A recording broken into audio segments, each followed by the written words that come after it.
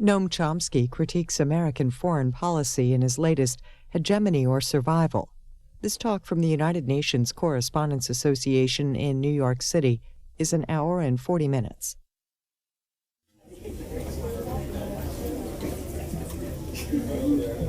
Okay, thanks, ladies and gentlemen, thanks very much for coming. I should explain, I guess, to the members of UNCA that there are many people who are strangers in our midst. That's because this is a joint event with the UN Society of Writers that, in fact, they organized it. Hans Janicek, who's the president of the UN Society of Writers, is here. Hans, thanks very much for organizing this. Are the TV crews ready now? Can we get going? Yep, thanks. Okay.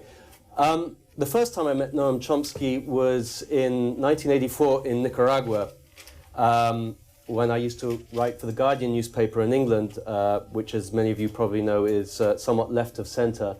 And at the time, I think the analysis of the situation in Nicaragua that Noam and I were doing was not very popular in the United States. I think we both subsequently felt vindicated when the International Court found against the United States government at the time, and even more so when the Iran-Contra scandal blew and we found out that the Reagan administration had allowed a secret government to operate from the basement of the White House in contravention of statutes, in contravention of law passed by Congress. At the time, I sort of naively thought that that was the worst violation of international law that I would ever see by an American government. But as Kofi Annan has pointed out, what we saw in Iraq last year was also a violation of international law. And it is a violation of international law by the US government that brings us back together again. And I welcome Noam here. Thanks very much for coming. Do you want to speak first? Or, all right, Noam, do you want to go up to the podium there? Okay. That's right. So I see some of you have your tape recorders here. I'll shunt them over. Okay. Just give me a moment to... You don't have a holder now, sir. No, he's got a wireless microphone. I got a wireless mic. Can you hear me back there? Yeah? Okay, so the wireless is working. And these things are all presumably working. Okay. Everybody settled? National Security Association have their mic up here somewhere? Okay. Well, this is... strikes me while I'm here that this is about the time of the year when my students are going around for job interviews, if they're lucky enough to get them. I say this is the time of the year when my students are going around for job interviews, if they're lucky enough to be invited. And if they are, they're expected to give a talk, technical talk, have a few questions. If they don't consult too many people on the faculty, they may even be offered the job. And I guess that's the same format. So I'll try not to insult too many of you, and maybe I have a chance at the award. We'll see. Every self-respecting president has a doctrine attached to his name. For the current incumbent in Washington, that's been expanded from a doctrine to visions and dreams as well. But most presidents, it's just a doctrine. These doctrines are interesting to investigate. They're often important. Time's short, I'll keep just to the current Bush doctrine, which happens to be unusually prominent. Clearly articulated, very dramatically implemented, so there would be no doubt as to what it means, and widely discussed to an unusual extent. The Bush doctrine has several related components, all of them clearly articulated. I'll just quote. The first and most general component of it is that it is our responsibility to history to drive evil from the world. And that's a far-reaching doctrine. A special case of this has got to be a relentless war on terror, and furthermore, quoting, any state that harbors terrorists is a terrorist state, and will be treated accordingly as we drive evil from the world. The third and more formal enunciation of the doctrine is the National Security Strategy of September 2002, which effectively declared the right to use force to eliminate any perceived potential challenge to U.S. global hegemony.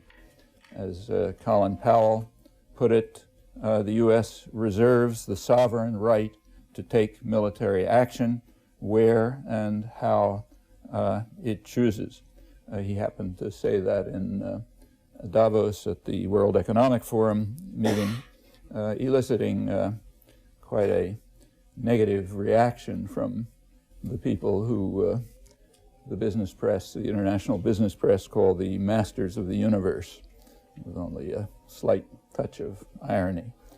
The national security doctrine also, at the same time, the Bush administration made it very clear, some of the first aspect of the implementation of it was to make it clear where they stood with regard to international law and international institutions.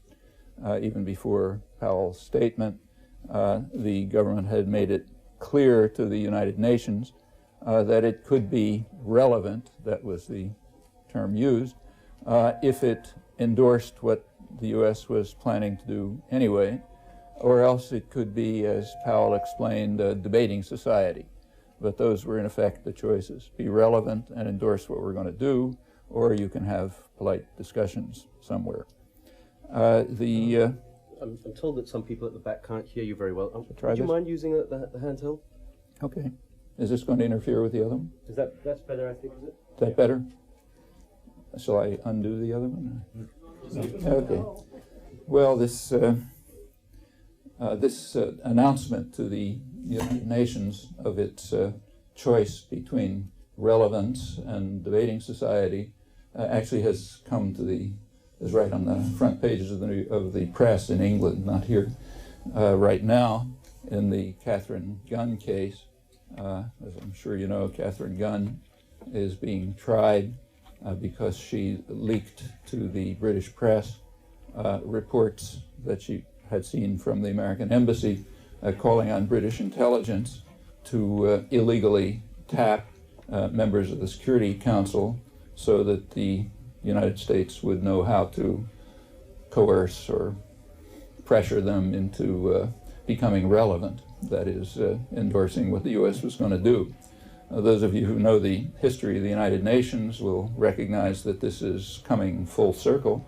The San Francisco Conference, which established the UN, at that conference, delegations were also illegally tapped by the FBI so that the U.S. would be able to control the proceedings properly.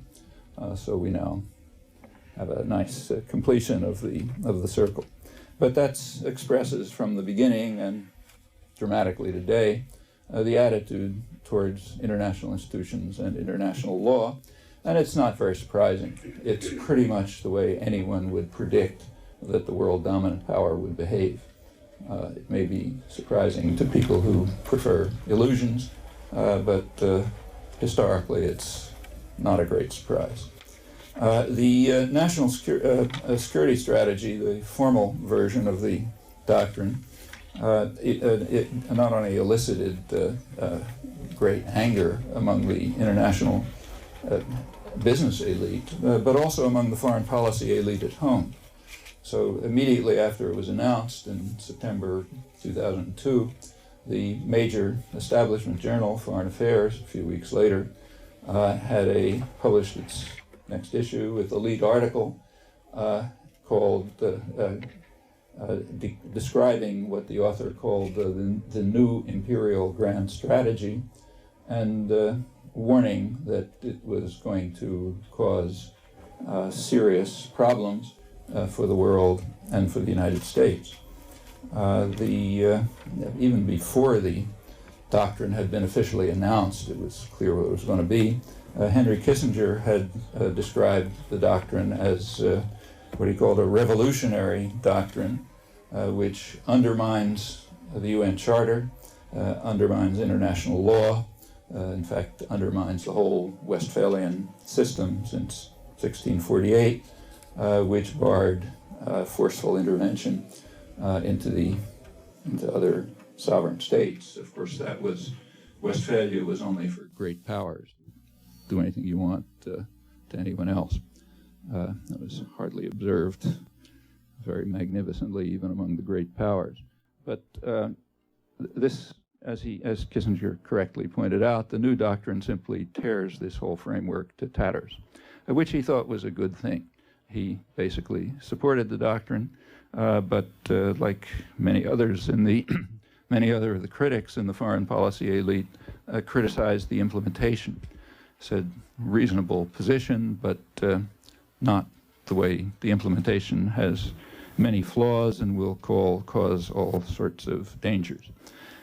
He also, Kissinger's a realist scholar, and he pointed out that we must not permit this doctrine to be universalized. It cannot become a universal principle. In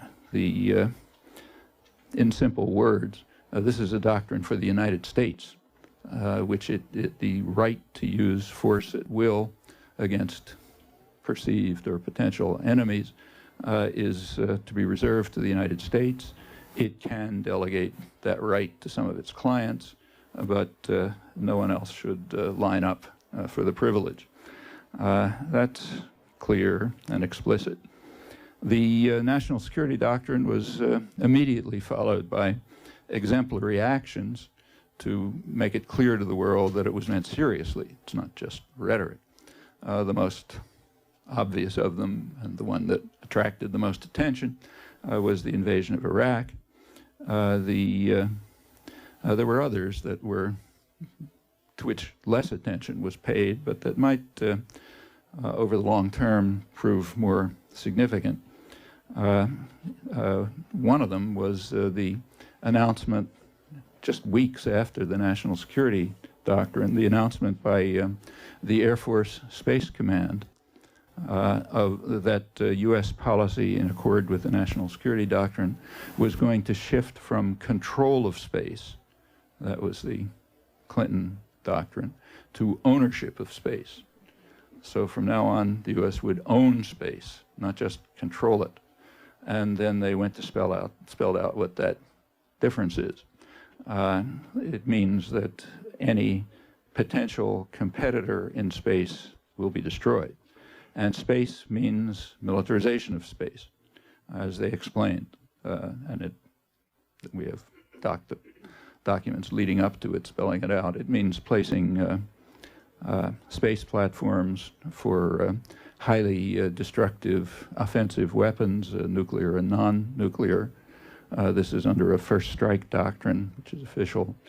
The world will be under very tight surveillance by hypersonic drones, so you can tell if somebody's walking across the street in Bangkok and so on.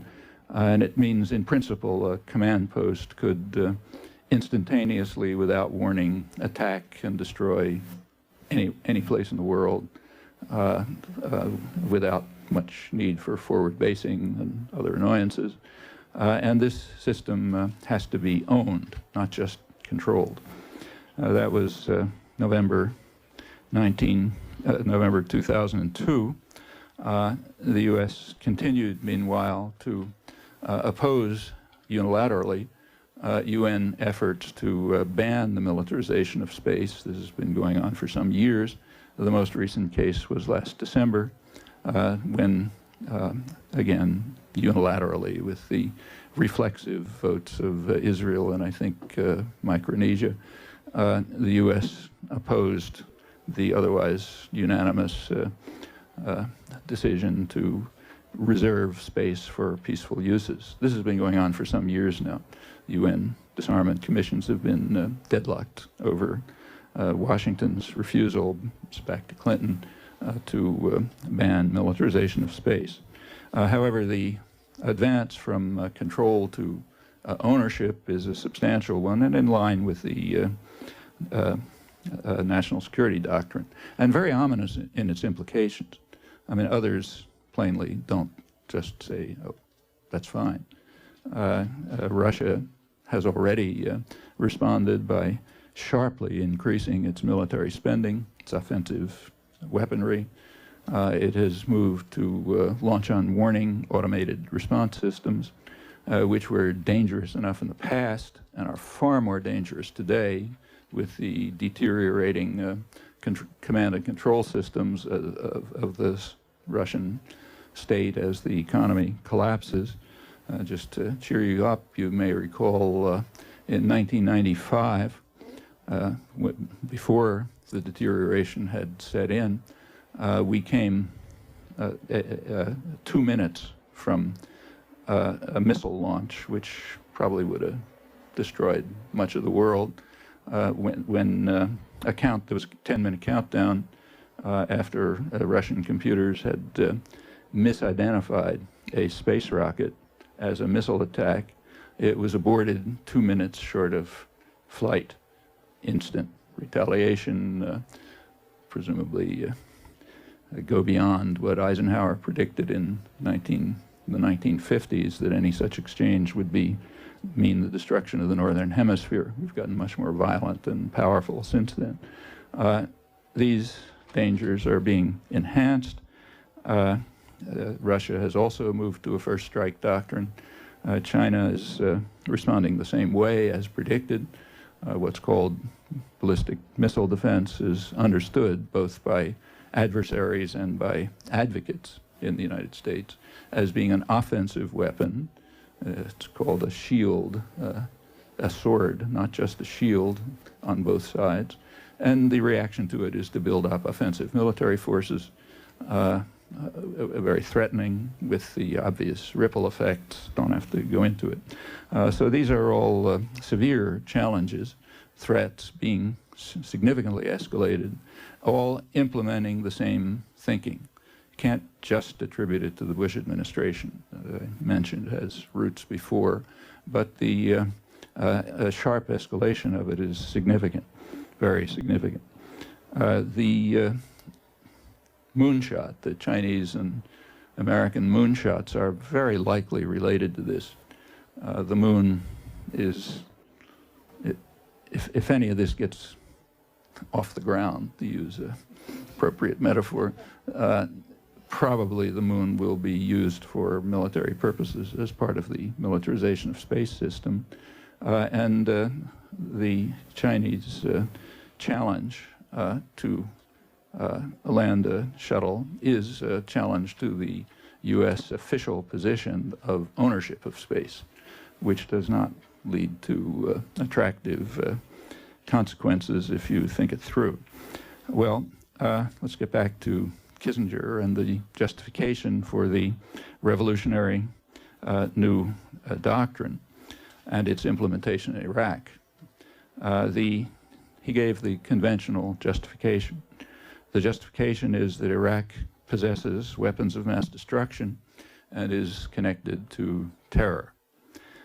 Well, it's by now clear, even from the scandalous Hutton report, that Bush and Blair and their associates sexed up the intelligence reports, borrow the notorious BBC phrase, which elicited interesting hermeneutic disquisition from Lord Hutton, as you may have seen if you put yourself through the pain of reading the report. But that the intelligence data was sexed up is not seriously in question. And the purpose was to establish that Iraq was a dangerous, imminent threat because of its weapons of mass destruction and its ties to terror. Recall that that was presented as the only question, repeatedly, the only question by Colin Powell, Jack Straw, and others. And it's rather clear that they had to know at that time that any evidence they had was shaky at best. Now, we know how shaky, but what is important is what they knew then. Well, the failure to find weapons of mass destruction has been significant, but I think its major significance has been somewhat overlooked. The main significance of the failure to find weapons of mass destruction is that the bars for aggression have been lowered. So the original doctrine was what Kissinger and the National Security Strategy stated. Countries that have weapons of mass destruction are too dangerous if they're, rogue states or whatever. Well, now you have to change the doctrine, and it has been changed. So it is now just the possession or the intent or ability to produce weapons of mass destruction is sufficient to justify aggression, the supreme crime of Nuremberg. That's a significant change, because almost everyone has the ability. The high school in your local community probably has the ability to produce chemical and biological weapons, and the intent is just subjective evaluation, which means that anyone is subject to attack. That's been made even more clear just a few days ago by Condoleezza Rice, who reviewed what are now the official reasons that justify the attack against Iraq, and it's worth looking at them, not as a criticism of her, but to see what the conditions are that are now accepted for free aggression. According to her, the attack on Iraq was legitimate because it had used weapons of mass destruction in the past. She omitted conventionally the words "with our support." Those are never added. Secondly, it had attacked neighbors twice, again omitting the fact that the first attack was with our support, and the second attack was followed by U.S. authorization to Saddam Hussein to crush a Shiite rebellion, which might well have overthrown him, a fact which has an eerie similarity to what's happening right at this moment, as the U.S., the CPA, is desperately evading the call of Iraqis for an election, in which the Shiite majority would obviously dominate. So that's the second reason. The third reason is that Saddam Hussein allowed terrorists to run in his country and was funding terrorists outside of his country. Well, she didn't bother providing evidence for that. We do have evidence, namely that it was false, but that now something like that is true. So the evidence that we have, and intelligence agencies and independent analysts pretty much agree on this, is that before the U.S. invasion, Iraq had kept quite far from the international terrorist organizations. But after the invasion, predictably, Iraq itself has become a terrorist state, another front in the so-called war on terrorism, and that recruitment for al-Qaeda style groups has significantly increased. So as predicted, the war did increase the threat of terror, and indeed succeeded for the first time in turning Iraq into a nest of terror. Her fourth argument is that Iraq has refused to account for its weapons of mass destruction, and Saddam concealed his programs. Well, that's partially true. Actually, Iraq was more closely investigated by inspectors than other countries which have anything like comparable programs. But that aside, there is another country in the region which has refused to account for its weapons of mass destruction and concealed its programs, even though it's well known that it has hundreds of nuclear weapons and is producing chemical and biological weapons, and is regarded as extremely hazardous, in fact, by the U.S. Military Command, Strategic Command, STRATCOM, but that one doesn't count because that's a U.S. client. So it's therefore free of any of these obligations. Another U.S. ally, as has recently been made public, though it was known for a long time, Pakistan, has been openly involved in illegal proliferation for years. It's all been quite public. Inconceivable that U.S. intelligence agencies didn't know. The worst of what's now being exposed was in the late 80s and the early 90s, and it's hard to imagine that the National Security Advisor at the time, or the head of the Pentagon, didn't know what was publicly available on the streets of Islamabad, meaning that the current Secretary of State and Vice President had to know about this right at the time. There's now a fuss being made properly because it is indeed extremely dangerous. Well, those are the four reasons for attacking Iraq. Run through them. They, in effect, eliminate any barriers to the use of force at will. Almost no pretense left. Well, let me drop that and turn to the corollary, the idea that states that harbor terrorists must be attacked to eradicate evil. Here we have to make an exception. We have to agree to exclude the category of harboring government officials. If we open that door, the doctrine instantly reduces to absurdity. So let's not talk about harboring government officials who are large-scale terrorists, and keep to harboring what are called subnational terrorists, those who aren't at the level of state planners or heads of state. So what about which countries harbor subnational terrorists? Well, there are many charges about pre-invasion Iraq, kind that I've mentioned and you've heard, but they're rather dubious, and there isn't much point paying much attention to them because there are some very clear cases of harboring terrorists, therefore terrorist states, where there's just no controversy. So take, for example, a case that's currently timely, the case of the Cuban Five, which ought to be front page news everywhere. Their appeal is coming up in about 2 weeks. What are the Cuban Five? Well, as I'm sure you know, the United States has been engaged in large-scale terrorist attacks against Cuba since 1959. The U.S. government direct participation in those attacks ended in the late 70s, at least officially.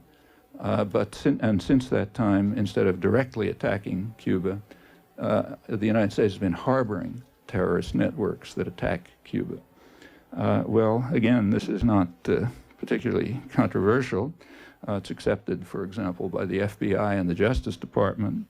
So take, say, Orlando Bosch, who's now living happily in Florida. He is accused by the FBI of about 30 acts of terrorism, quite serious ones, like blowing up a Cubana airliner with killing 73 people and many others, some committed on U.S. soil. The Justice Department, U.S. Justice Department, regards him as a dangerous terrorist whose presence in the United States is a serious threat to the United States, and says that for 30 years he has been engaged in implementing or organizing terrorist activities. George Bush I gave him a presidential pardon at the request of his son, the governor of Florida, so that major terrorist is now carefully harbored in Florida. What about the Cuban Five? Where do they fit into this? In the early 90s, when it was clear that terrorist attacks were going to go on from there, Cuban agents infiltrated Florida terrorist groups for several years. At one point, the Cuban government informed the FBI that they now had large-scale information about terrorist groups operating in the United States. The FBI sent high-level officials to Havana, where they were given thousands of pages of documentation and hundreds of hours of video and audio tape documenting terrorist actions being planned and some carried out in Florida. And the FBI did react, namely by immediately arresting the people who gave them the information. That's the Cuban Five. They reacted by leaving the terrorist cells untouched and not pursuing the information, but arresting the informants who had infiltrated them and provided them with the information. 3 are now facing life sentences.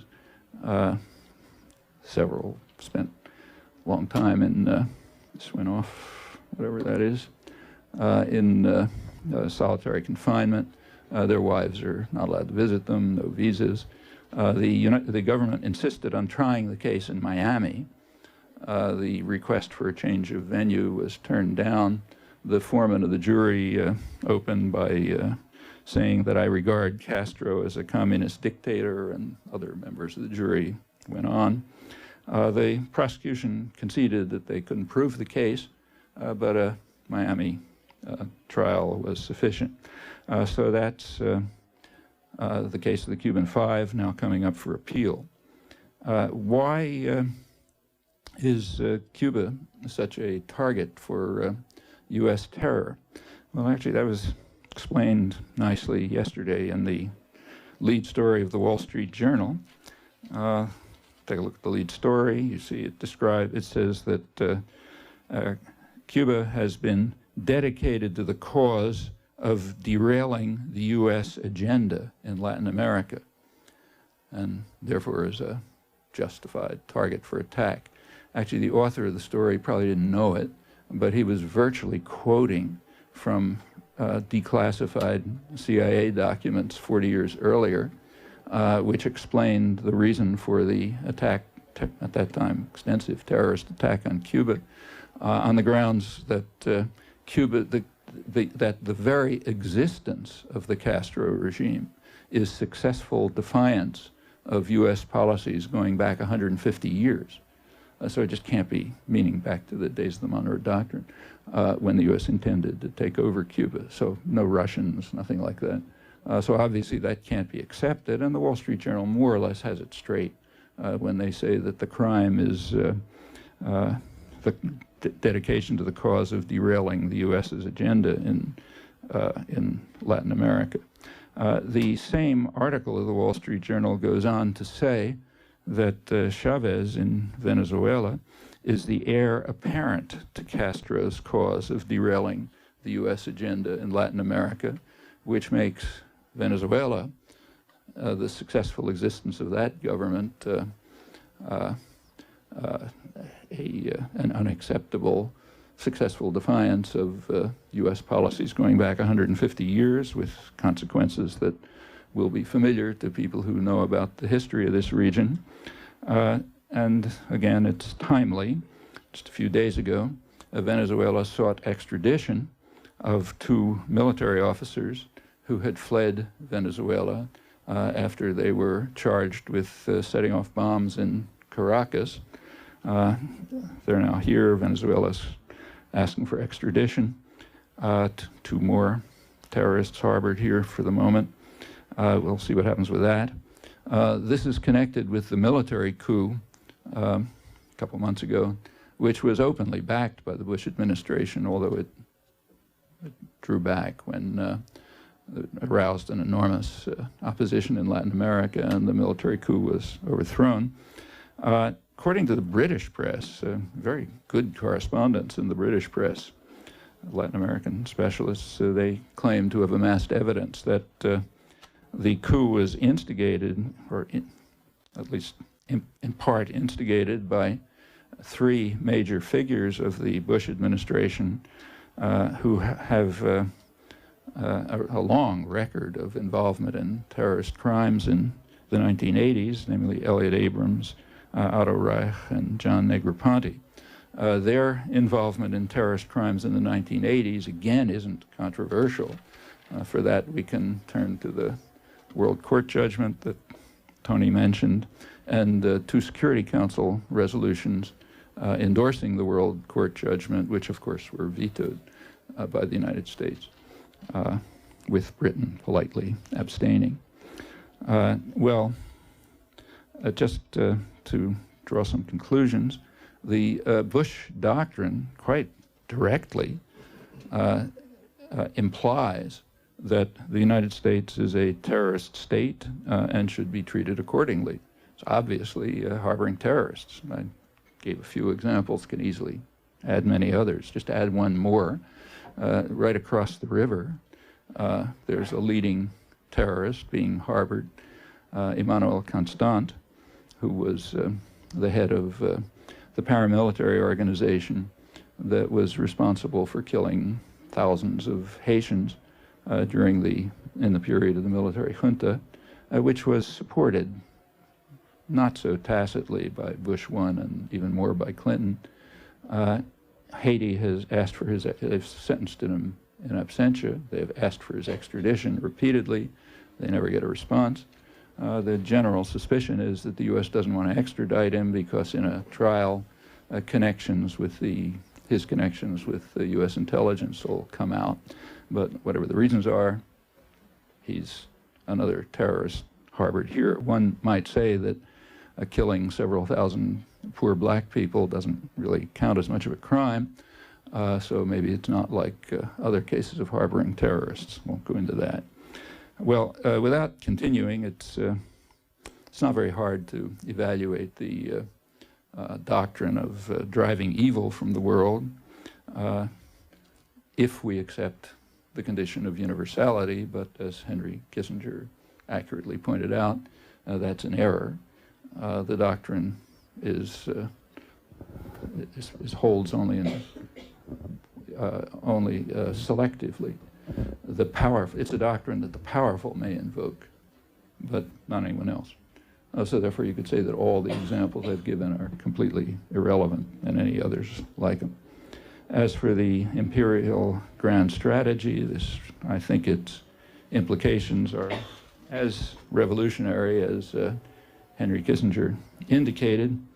I think a good case can be made that the implications go far beyond, and that it should be a matter of rather considerable concern.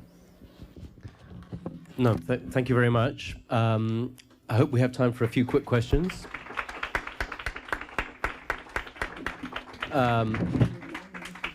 I know Hans Janicek wants to present you with a Medal of Excellence, but I think there are a few people who want to ask some questions, and normally I give myself the right to ask the first one, but today I won't hog the microphone, and I'll go to Ricardo Alday of Notimex first. Yeah. Hi, Mr. Chomsky. Ricardo Alday from Notimex. I want to ask you two brief questions. What is, in your view, the risk of 4 more years of Bush, both inside the United States and for the international system? What the impact will be? And secondly, do you think Kofi Annan should cede to U.S. pressure to send back human personnel to Iraq? And does he have any room not to say, to say no? Thank you. It's very hard to predict the weather, and predicting human affairs is extremely difficult. But there is a fair possibility, possibility beyond what I think any rational person would want to accept, that another 4 years of the same policies, it could be extremely dangerous for the country and the world, and could cause maybe irreparable harm. Remember, we have a lot of evidence. It's not just the past 4 years. The same people essentially were in office for 12 years, 1981 to 1992, and there is a rich record of what they accomplished. It is not discussed in the United States because we have a kind of a principle here that you're not supposed to look into the mirror. It's not unique to the United States, but very striking here. So anything that happened in the past didn't happen, okay, because we've changed course or some miracle has taken place. So we're therefore not permitted to carry out the rational approach that we would to anyone else. I mean, if Saddam Hussein appears in a trial and says, well, why are you bringing up all that old stuff from the 80s? Doesn't mean anything now. I'm a nice guy. I just had a born-again experience, and I'm going right to heaven. We wouldn't even bother laughing. But when that is done year after year after year, as it is, by our own leaders, we applaud. Okay, that's what it means to be a disciplined intellectual. And if we don't want to accept that discipline, we can treat the matter just as we would in the case of Saddam's crimes or Stalin's crimes or anyone else's. We can ask, well, what did they do during those 12 years, and what have they been doing the last 4 years, the more reactionary. It's a reactionary selection from the first 12 years, and it's clear enough. They have a domestic agenda, which is not hidden. I mean, they're trying to unravel the progressive legislation of the past century to overcome the achievements of popular struggles, hard ones, to gain some benefits for people, what we call a minimal welfare state, to transfer power into the hands of unaccountable private tyrannies in one way or another. Every aspect of the program is like that. Internationally, they have the programs that I've described. They may back off from them because they may find them unfeasible, but the programs are clear, and that's only part of them. I mean, there's also programs about international economic arrangements. I think these could be very dangerous. In fact, the kinds of programs I just talked about could literally lead to destruction of the species. Again, you can't put a probability on that. We don't know what the likelihood was of a devastating nuclear war in 1962, right? When literally the world was one word away from a nuclear exchange. One Russian submarine commander countermanded an order to shoot off nuclear-tipped torpedoes during the Cuban Missile Crisis, which very likely would have led to a devastating nuclear response, and then and then Eisenhower's destruction of the Northern Hemisphere. One word. That was 1962. January 1959, 1995 was much more dangerous, far greater destructive capacity. At that point, we were 2 minutes away. As these threats are being increased, militarization of space alone is increasing the threat significantly. Rational people don't take chances like that, and no matter what your subjective probability is, but it will increase. Financial Times. Sorry, on the Kofi Annan, you're right. Oh. Well, basically no one has a right to be in Iraq but Iraqis. So they should take the lead in determining what happens. What the invasion has left such wreckage that how Iraqis might decide to deal with what remains, I can't say. I mean, we know what they say in polls, and you can make your own judgments from that. In recent Iraqi polls, the most favorable rating for a foreign leader is Jacques Chirac. By about 5 to 1, they regard the U.S. British forces as occupiers, not liberators. Right after Bush made his speech about how we're changing course once again and going to bring democracy to the world, actually reiterating what Reagan had said 20 years earlier and everyone else. After that speech, which was greeted with the usual reverential awe in the United States, there was a poll in Iraq about asking Iraqis why they thought the U.S. was in Iraq, and some agreed with President Bush and the commentators here. 1%. 1% thought that the goal was to bring democracy to Iraq. About 70% thought it was to control Iraq's resources and to reorder the Middle East and consistently with the goals of the United States and Israel.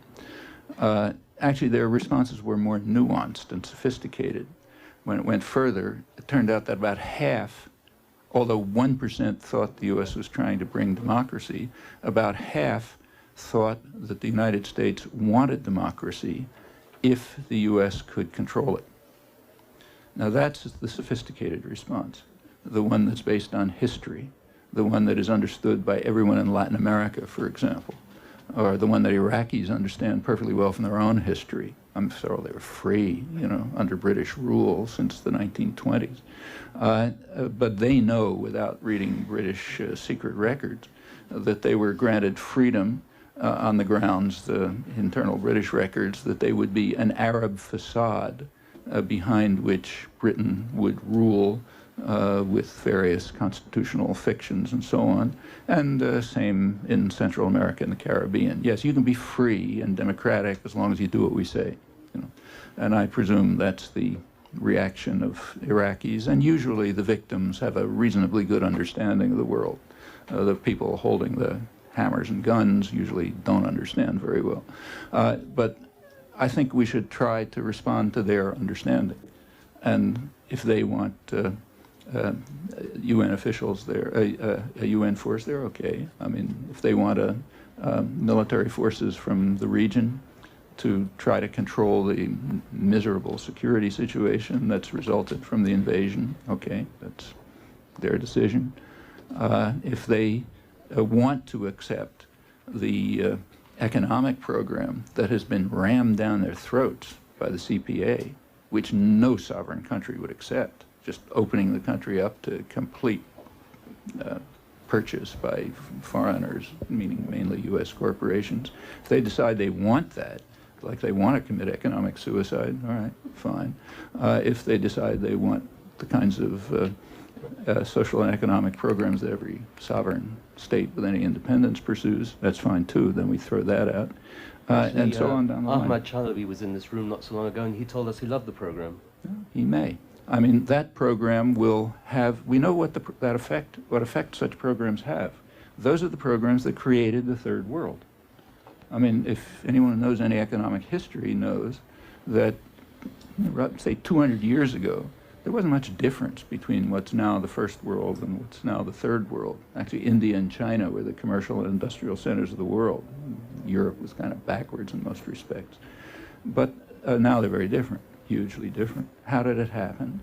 The European states, the developed states, England, United States, France, Germany, Japan, the one country that resisted colonialism, up to the East Asian tigers, without exception, they radically violated the principles of economic liberalism.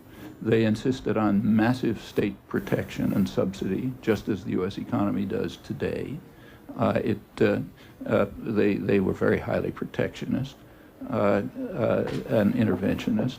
On the other hand, they forced what is now the third world to accept economic liberalism, the program that Chalabi wants. An extreme form of it. And it had the predicted effects. So at the end of 200 years of British rule, India was not the commercial and industrial center of the world anymore, from which Britain was stealing technology and so on. It was an impoverished peasant country with mortality rates about the same as they'd been 200 years earlier. It began to develop afterwards when it could follow its own principles. However, in every one of these third world countries, every one, there is an elite which is extremely wealthy and privileged, serves the interests of the foreign masters, and they do just fine. You go to the poorest country in sub-Saharan Africa, and there are people living at a lavish lifestyle we can't dream of. So in Iraq, too, under this system, there will be such people. They're the ones working with the foreign bankers and international investors and with Halliburton and so on. They're going to have local managers. No, and we're fast running out of time. There are various people who want to ask questions. I see 3 hands that I can identify. I think there are more back there. I'd like to take 3 questions, and then I think what I should do is allow those who want to leave to leave. So I'm going to recognize the Financial Times, the Iranian News Agency, and Tempo. And any others who want to ask any questions, I'll ask you to pause. We'll have the medal ceremony. Those who want to leave can leave, and those who want to stay and ask any more questions, if you can bear to do it, then we'll let you do that. The other thing is, perhaps I could ask you to be a tad briefer in your responses. Never hear that. Financial Times. Actually, I was going to ask two questions, but I'm just going to ask one now. Very specific question. I was very interested in the stuff you're saying about space. Do you have a sense of where the debate is going now in the United Nations in terms of, it's just something I haven't followed and almost didn't hit our radar screen, and what's going to be coming up over the next year? Thanks. Well, that's a very easy one to answer. Just take a look at the last debate was December at the General Assembly. It's the first committee, I guess, the Committee on Space and Disarmament, which is essentially the full General Assembly. It was last December. There were several resolutions that came to the fore. One was a reiteration of the effort to ban militarization of space. I don't remember the numbers, but I think it was voted something like 174 to 3 or something like that. U.S., Israel, and some Pacific island. There was another important resolution which called for removing weapons of mass destruction from the Middle East. And that was also voted overwhelmingly. Again, I don't remember the numbers, but overwhelmingly with the U.S., Israel, and maybe a Pacific island opposed. But you can look at the debates. They're right there on the, on the UN record. And that's been going on for years. The first committee, the Disarmament and Security Committee, I think it's called, has been meeting regularly for, I don't know, 6 or 7 years, and has been hung up on the question of militarization of space. Everyone on the committee, is led in part by China, but it's been essentially unanimous, has been trying to put some teeth in the 1967 Outer Space Treaty, which does loosely reserve space for peaceful uses. And they want to enforce that and strengthen it. And it's been blocked all the way by the United States, all the way. And there is no reporting on this in the United States, actually, virtually none. I had some friends do database searches. You find a little newspaper in Utah that mentioned it or something. So it's basically unknown, but it's public.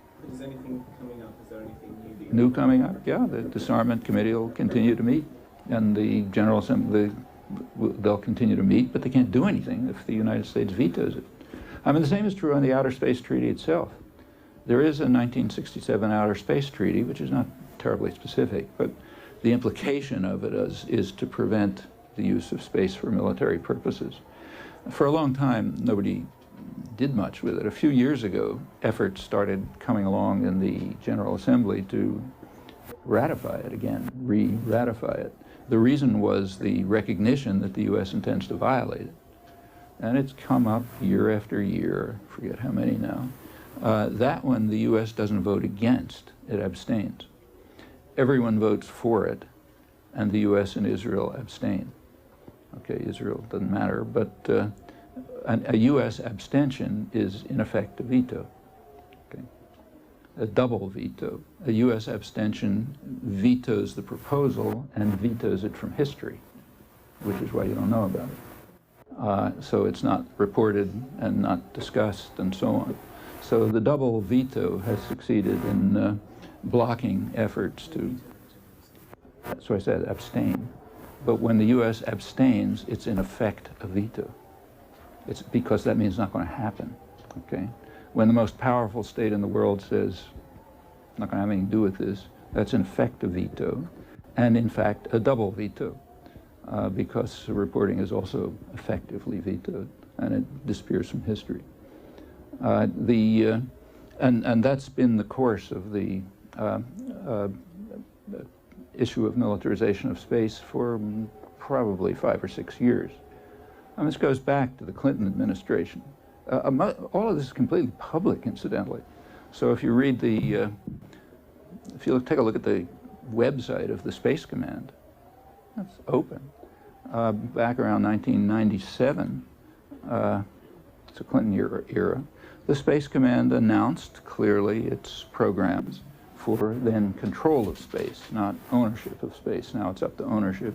For control of space, very lucidly, I mean, like kind of reading like a little Maoist red book. It said the U.S. must have military control of space to protect our investments and commercial interests. Okay, and then it went on to give a little bit of history. It said in the past, countries needed armies and navies, like Britain, to control their commercial interests and investments. And now the next frontier is space, and we're going to take control of that to control our commercial interests and investments.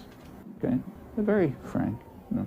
And they also pointed out, here they agree with U.S. intelligence projections, that the process of so-called globalization will have exactly the opposite effects of what is predicted.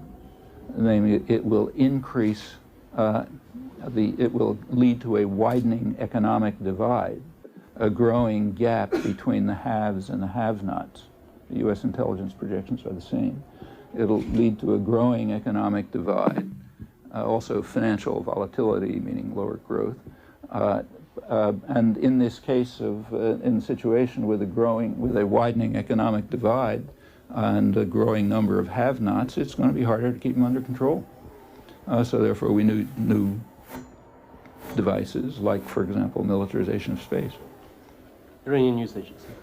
Professor, what would be the role and situation of other players, such leaders of Russia, China, France, and others? Will they have to give up to some kind of compromise or what? Nobody has to do anything. What they are likely to do is pretty much what they are doing. Russia, as I mentioned, has, in the last year, has sharply increased, I think by about 30%, its military spending for offensive military purposes, new offensive weapons, and so on. China is widely expected to do the same, or maybe already be doing the same, in part just in reaction to ballistic missile defense development. I mean, everyone involved in that has predicted that, of course, China is going to respond by increasing its offensive military capacities. Others will respond in other ways. I mean, nobody is going to say, thank you, please cut my throat. If you announce that you're going to attack people at will and destroy them at will, they are likely to find some mode of response. That's why many well-known international scholars have said that these policies tend to increase proliferation of weapons of mass destruction and to increase terror. Those are reactions that people can use. And sooner or later, weapons of mass destruction and terror will come together, maybe right here. It's just a matter of time. So those are possible reactions. There are other things going on as well.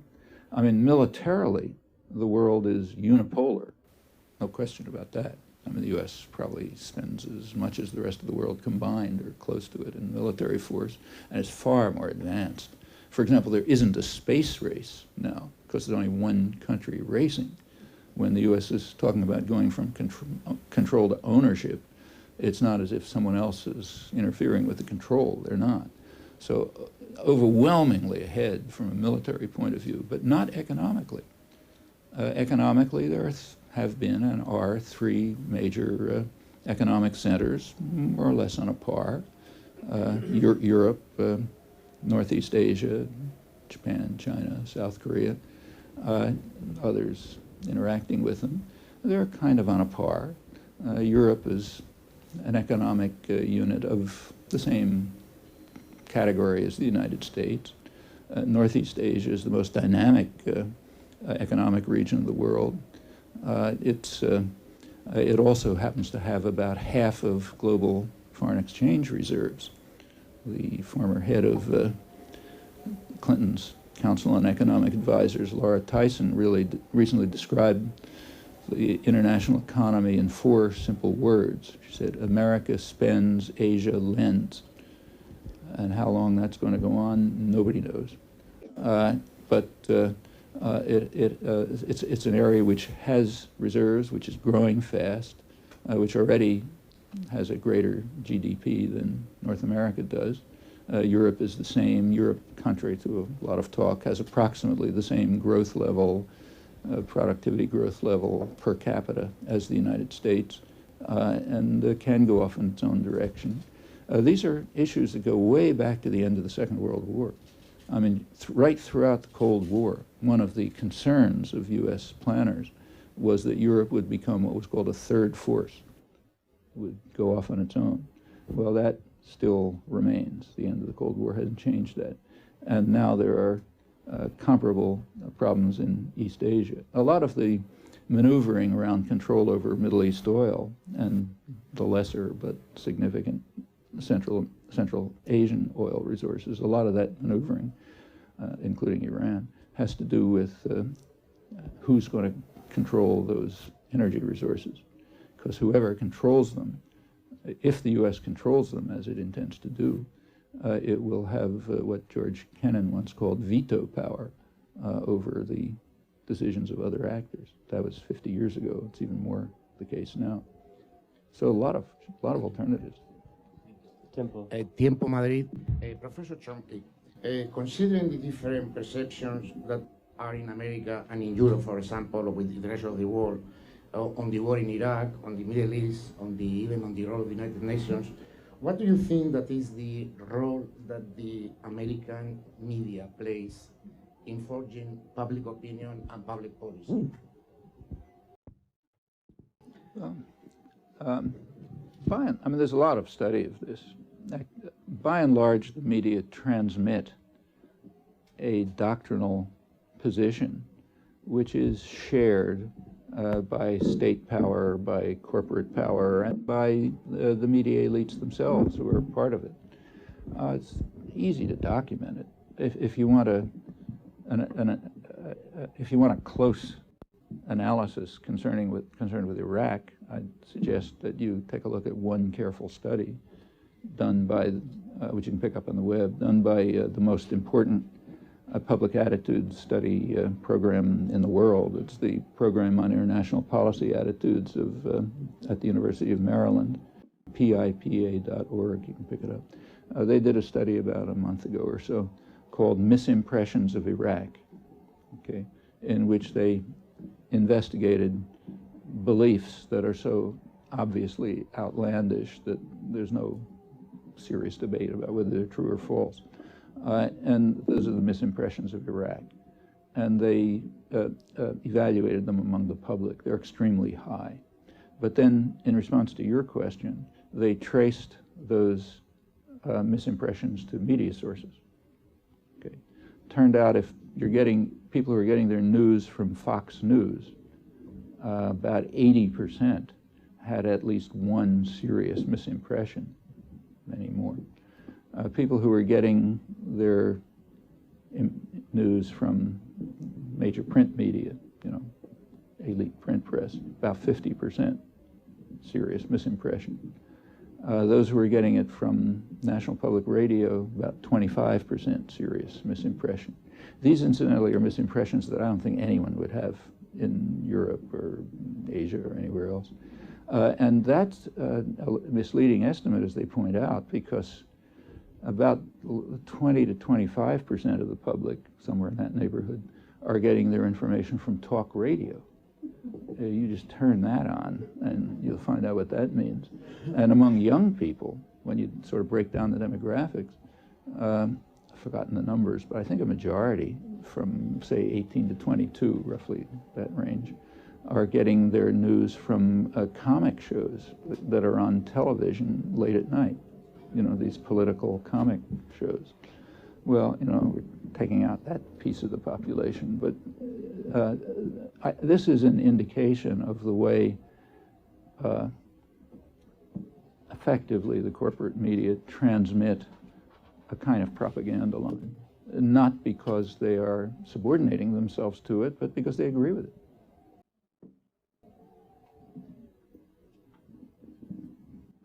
Professor Chomsky, we clearly could go on all afternoon here. There are a lot of people I could see who would like to ask questions, but we don't have time, and Hans Janacek does want to give you your medal for your sterling work over the years.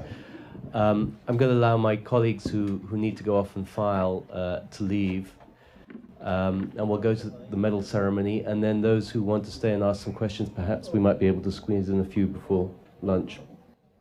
Hans.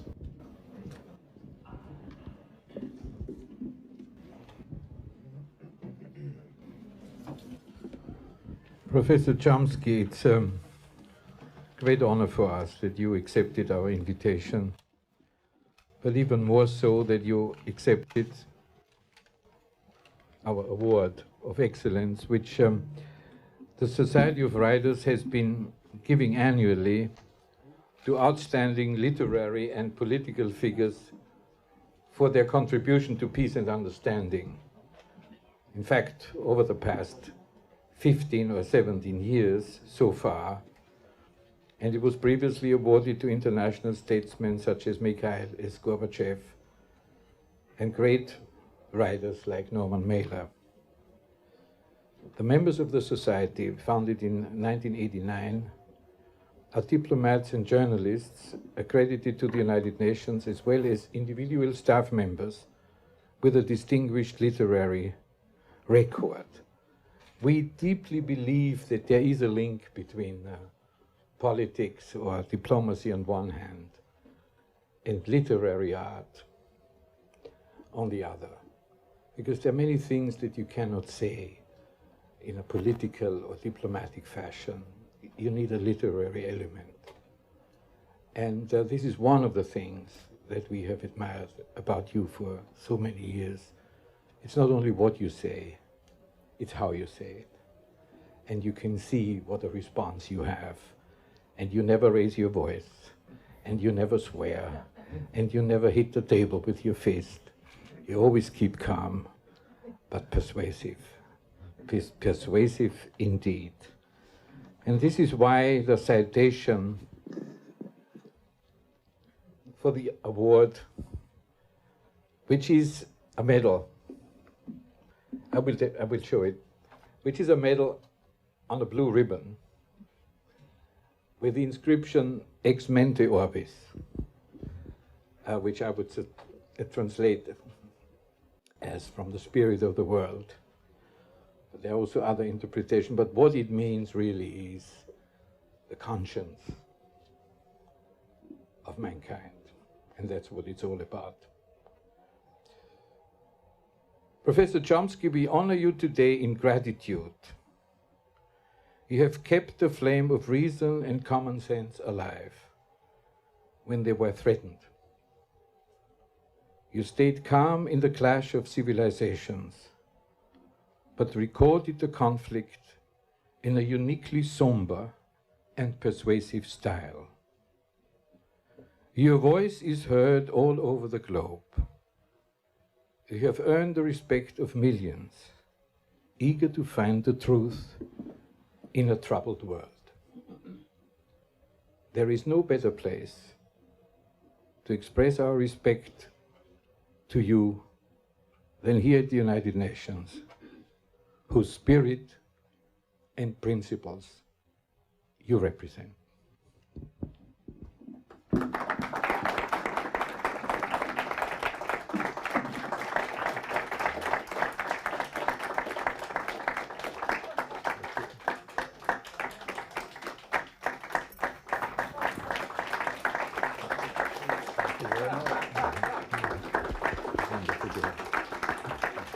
Thank you. Very much appreciated, and now I know how my students feel when they get offered the job.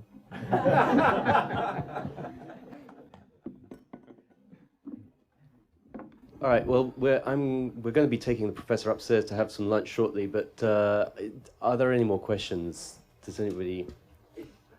Well, I see 3 hands, so I'm going to take those 3 questions, and then I'm afraid that's going to be it. Anjali, the pioneer of India. It's okay, I'll just ask my question without mic. Yesterday, thank you. Yesterday, George Bush, he announced his budget, and there's a increase in defense spending. How alarming is that? Can you comment? How alarming is the increasing defense spending? Well, I mean, it's alarming in many respects. For one thing, spending on one area provides what are called foregone opportunities. It means you don't spend on another. There are very serious problems in the country that require major spending. I don't have to enumerate them. And there, if you have more spending for what's euphemistically called defense, you don't spend on those other things, so those problems get worse, and they are serious. The military spending itself has two functions.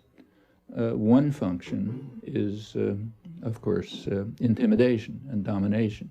It's what's described in, say, the Clinton era Space Command document, the public document brochure that I quoted, to use military force to secure U.S. investments and commercial interests. And now that means, in accord with the national security strategy, as by now sharpened, according the right to attack anyone you like without pretext, and in accord with the means now available with ownership of space and so on. So that's one aspect, and we don't have to talk about what that implies. It's not pretty. However, there's another aspect to military spending which is often suppressed. It keeps the economy alive. Now, this is not what's called the military-industrial complex. That's wrong. What's called the new economy, that everyone is so proud of, what Alan Greenspan hails as the result of the entrepreneurial spirit of the free market, and you've heard all of this stuff. Almost all of that comes out of the dynamic state sector of the economy. That's one reason why the third world became the third world, while the first world became the first world. The first world relies on a dynamic state sector, no country more than the United States. So take a look at all the things you use, computers, electronics generally, the internet, trade, which is based on containerization, containers, biotechnology, run through the list. They almost all derive from the state sector. The public, there are devices by which the public pays the costs and shares the risk. And then if anything comes out of it, it's handed over to private power. So like, say, the internet.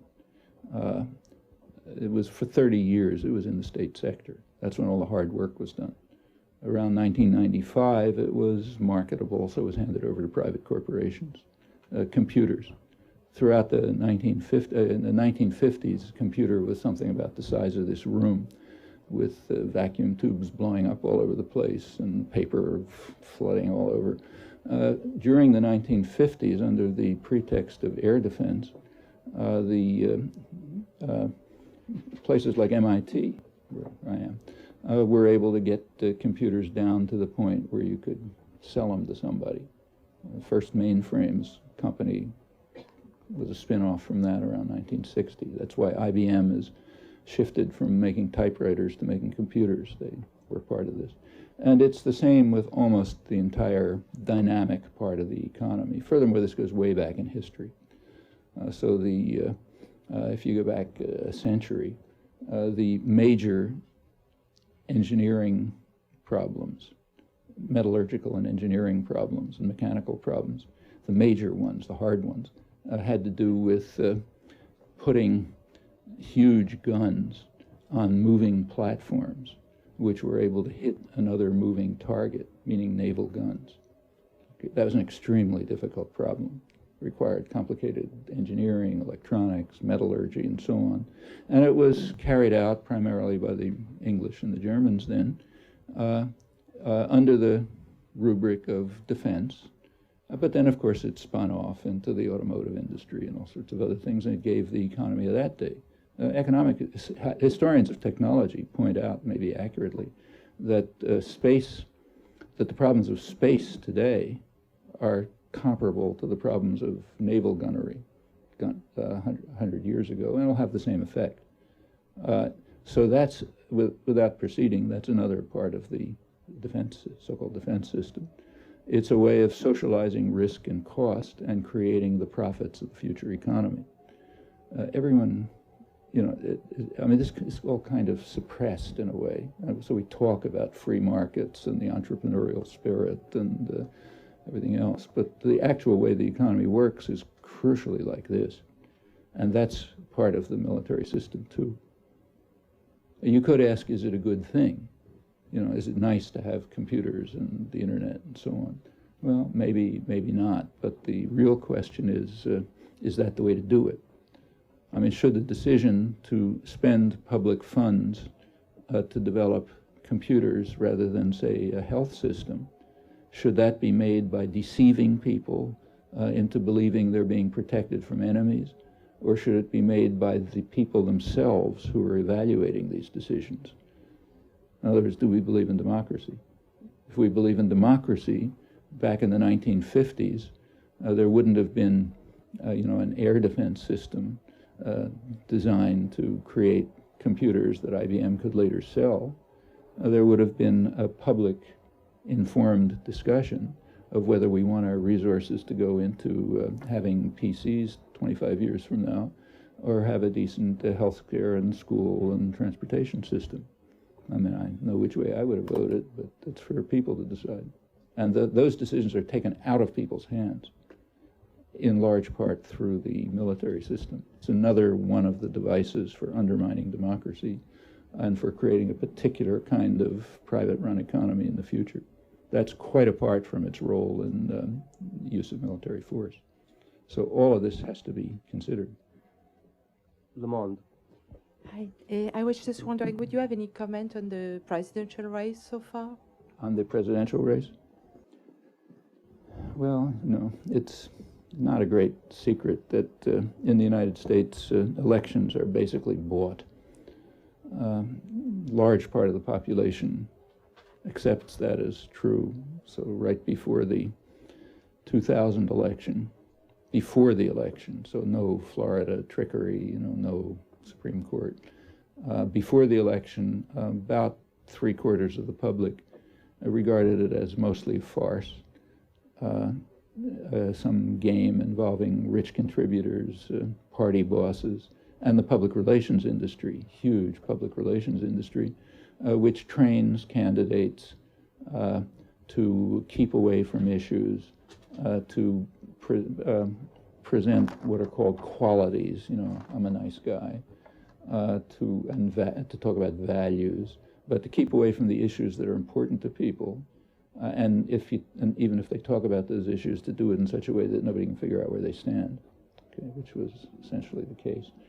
That's the attitude of about 75% of the public, and it's not inaccurate. And the result is that whoever can flood the propaganda system overwhelmingly tends to win.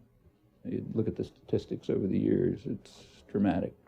Now, in a democratic culture, that concentration of power could be overcome.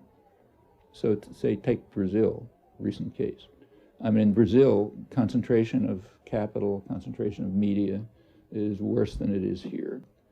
It's a much more repressive state than here. Here the state is minimally repressive by comparative standards.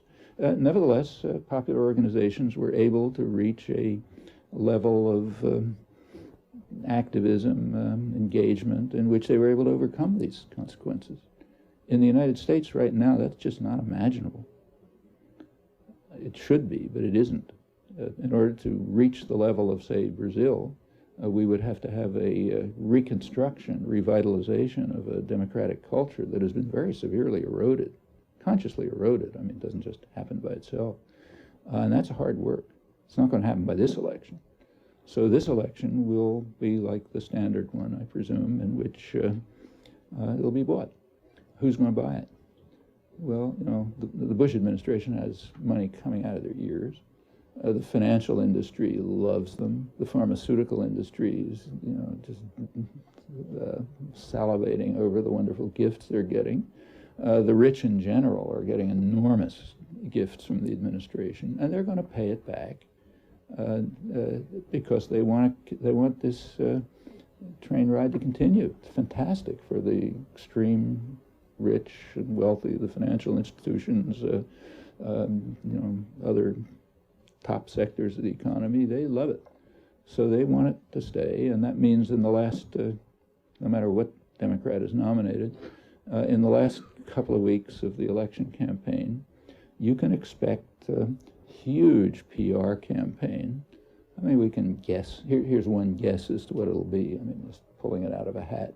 I mean, if I was Karl Rove, say, planning what's going to happen the last couple of months, I'd say, well, here's a nice scenario. Let's, right before the Democratic convention, let's either kill or capture Osama bin Laden. Almost certain they know where he is. How hard can it be to find somebody in a small area of Afghanistan or Pakistan? So let's wait until right before the Democratic convention. Suddenly, kill or capture Osama. Huge victory in the war on terror. Let's, if say Kerry runs, let's paste this achievement alongside of a picture of him standing next to Jane Fonda and stabbing our brave boys in the back, and on and on. Then on to the coronation right here in New York, by accident, timed with the anniversary of 9/11. I don't have to tell you what that's going to look like. Yeah, I mean, you don't have to be a PR genius to figure out how to do this. So something like that will presumably happen. And unless there's some very surprising changes, it's very hard for me to see how it can fail. I hope it fails, but...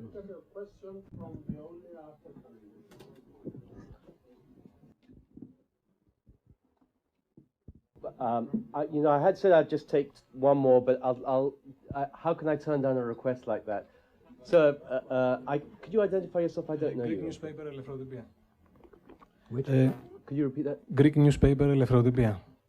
Greek. Professor, many people claim that the Republican Party has become the official party of the religious right. What are the consequences of this in the following year? And the second part is why the anti-war movement in the USA was not successful in stopping the war in Iraq. Why couldn't they persuade the public opinion again? Well, on the first question, yeah, there's no doubt that, the Republican Party is basically a party of the super rich, and they have to have a popular base. And one way in which they've organized the popular base is what are called, in the PR industry, values. Keep away from issues and focus on values. In other words, don't let people think about the fact that they're not going to have a job. Don't let them think about the fact that in the 20 years since the Republicans basically took over with a little interim, average real wealth has actually declined for about 90% of the population. Don't let them think about that. Don't let them think about the fact that Americans have the highest workload in the world, the lowest benefits, the least social, the only country with basically no advanced country with no health services. You can't take care of your elderly mother. I mean, don't let people think about that sort of thing. Let them think about rising to heaven when all the evil has been destroyed and the souls are saved, okay? Or let them think about having a lot of guns that they can run around with and kill all the aliens who are going to attack them, or something like that. Let them think about those things, but keep away from the issues. Okay, don't let them deal with the fact that they really oppose these corporate-run globalization systems. Everybody opposes them, so let's not talk about them. And in fact, let's just keep away from all the issues and focus on values. So yeah, you get a mobilization of the extremist fundamentalist group, which is big in the United States. This goes back to its origins. It's not new. It goes back to the origins of the country, this extreme fundamentalist strain. The people who conquered New England, early, the Pilgrims, they were raving fundamentalist lunatics, who were waving the holy book and declaring themselves the children of Israel and exterminating the Amalekites, and the whole story. And it's for various reasons it stayed like that. It didn't become a major political phenomenon until Carter. Carter, who I presume was sincere, presented himself as a pious Christian. And that, it was clearly understood pretty well that that's an electoral gambit that we can use. Since that time, just about every candidate for president, almost every one, pretends to be a very religious, Christian. I mean, like Bill Clinton made sure that every Monday morning there'd be a photograph in the newspaper about him lustily singing prayers of the Baptist so-and-so. What's going on in his mind is anybody's question. But this is just a precondition for entering the political system ever since this was discovered. And it's a way of keeping people away from the issues.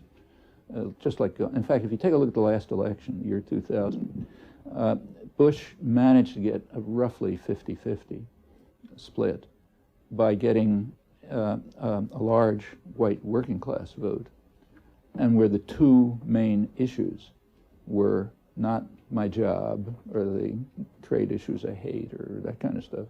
The two main issues were religiosity and guns. Okay, that's running a successful campaign. Keep entirely away from the issues that bother people and just go to something you can throw them red meat on. So yeah, that's a connection that's real. There was a second part. And about the anti-war movement. Oh, the anti-war movement? Well, I think it's a funny question to ask. I mean, it's like asking why in 1962 didn't the anti-war movement succeed in stopping the U.S. attack against South Vietnam? Well, one reason is there wasn't any anti-war movement. Okay, why didn't the anti-war movement in France in 1950 prevent France from reinvading their former colony? Same answer, there wasn't any anti-war movement. I mean, by now, opposition to war has reached far greater proportions. By now, you can have massive anti-war movements even before a war is officially declared. So it's true, it didn't quite succeed in stopping it, but that's an enormous change over earlier years. I mean, in the case of Vietnam, for example, it was 7 or 8 years before there was any visible anti-war movement. By then, South Vietnam was virtually destroyed. In the case of the French conquest of Vietnam, nothing, just destroyed.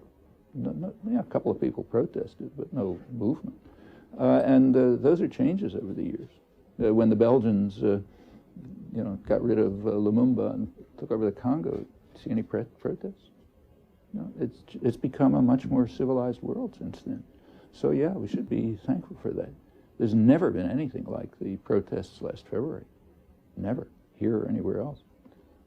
Is it enough to stop another act of aggression? Well, maybe not, but it's certainly a lot better than ever was. So could you identify yourself? My name is Chike Moma. I'm a retired librarian from the United Nations. 1990 I retired. I do not represent any newspaper. I have a question that to which there might not be an easy answer. The Berlin Conference of 1886 imposed boundaries on African countries, and with which we have had to live for 20, 30 years. Do you think that the United Nations should take the lead in freeing Africa from the burden of these imposed boundaries that have no logic whatsoever in considerations of the ethnicities involved? The prime example is Nigeria, of course, from which I come, where we have struggled we've struggled endlessly with the ethnicities, the diversities, which diversity is good in America. Diversity in Nigeria has given us a lot of trouble. Is it reasonable for the world to lift this burden from off the African shoulders so that peoples that cannot live together can peacefully be helped to separate if they have the potential for viability. In the intervening years, little Czechoslovakia is peacefully split into two. Things are going on in Yugoslavia, in the Soviet Union, where peoples have separated, not always peacefully, but I know in Nigeria, Biafra tried to separate and was crushed. So my question simply is, should there not be an end to the burden of the Berlin Conference of 1886? Thank you. I actually think that's a subcase of a much broader question. First, the narrow question, should the world overcome this problem for Africa? They say the UN. I don't think so. I think those are problems that have to be overcome in Africa. I think Africans should overcome that problem in their way with whatever support and sympathetic support the rest of the world can give them. However, these problems, as you say, are not unique to Africa.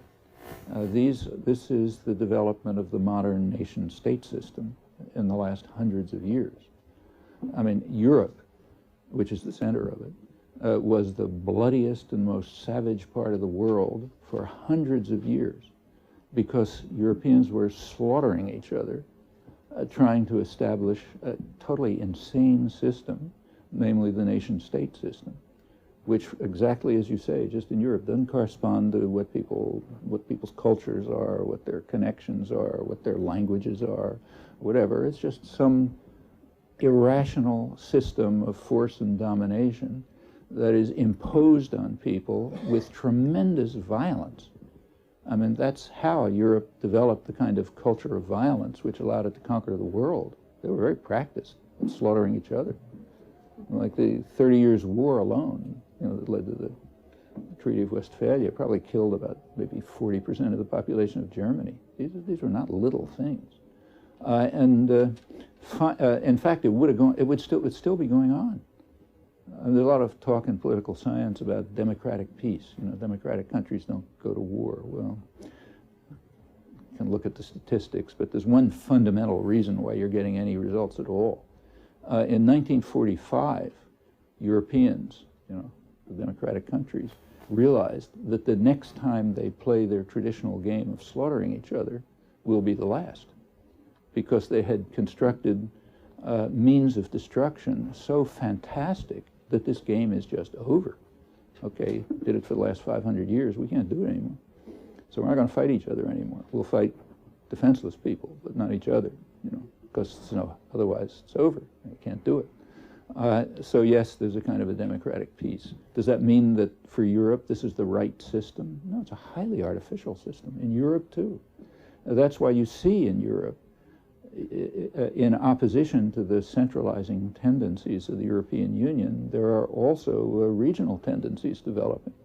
So if you look at Spain and England and other parts of Europe, there's a kind of devolution going on into regions that are more autonomous, that are reviving independent local cultures and languages. And I think that's a very healthy development in my view. And not just for, and this, in the rest of the world, most of the conflicts that are going on, not just Africa, Asia, Middle East, everywhere else, are the results of Europe's forceful imposition of the state system, okay, in a way which had nothing to do with the people. I mean, what's Iraq? Iraq was created by the British in order to ensure that they would have the oil, not Turkey, and that the country wouldn't have an access to the sea so they could control it, okay, and make it free and democratic, and that's the same everywhere you look. I mean, personal remark, I happen to be under investigation by the state security courts in Turkey because of a talk that I gave in Diyarbakir, southeast Turkey, in which I said something nice about the Ottoman Empire. You know, I didn't suggest that we should go back to the Ottoman Empire. You know, a lot of rotten things about it, but I did say I thought, in many respects, the Ottoman Empire had the right idea. There was a center, which fortunately was very corrupt, so it didn't interfere with people too much. But for the most part, it left people alone to run their own affairs. So, you know, an Armenian part of, you know, Lebanon could run its affairs, and somebody else could run something else. And you could travel from one place to another without having a visa, you know. And the local regions were pretty much autonomous and federated and related and so on and so forth. And that's a pretty sensible way for the world to be organized, I think. But that means unraveling a complex system of nation states, now very tightly linked to private power, because they're called multinational corporations, but they heavily rely on their home state for all kinds of support, financial, cost and risk provision, military support, and so on and so forth. So this whole kind of thing has to be slowly unraveled, and I don't think there's any formula for it. It's really going to have to be done by people themselves, coming to terms with this, destructive residue of history. I mean, take the United States. Take the U.S.-Mexico boundary. Okay, well, what's that?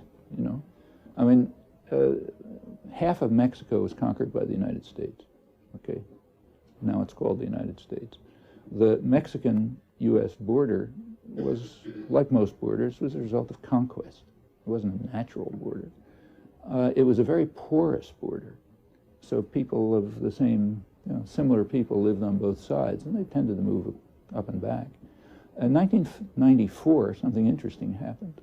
In 1994, NAFTA was passed with a lot of rhetoric about how we're unifying, North America and so on and so forth.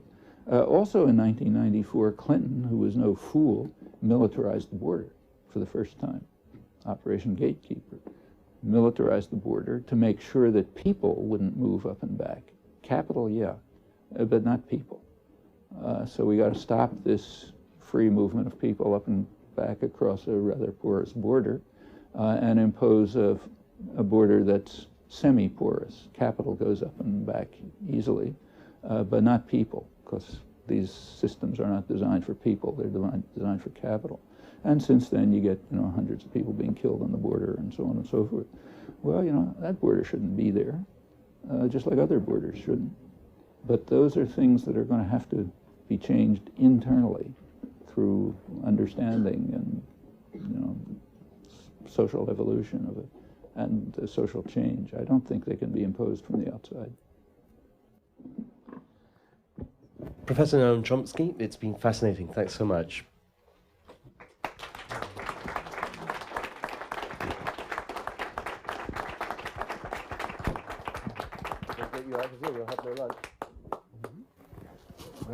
Noam Chomsky is a professor of linguistics and philosophy at MIT. Hegemony or Survival, America's Quest for Global Dominance is published by Metropolitan Books, an imprint of Henry Holt & Company. Visit hholt.com for more information.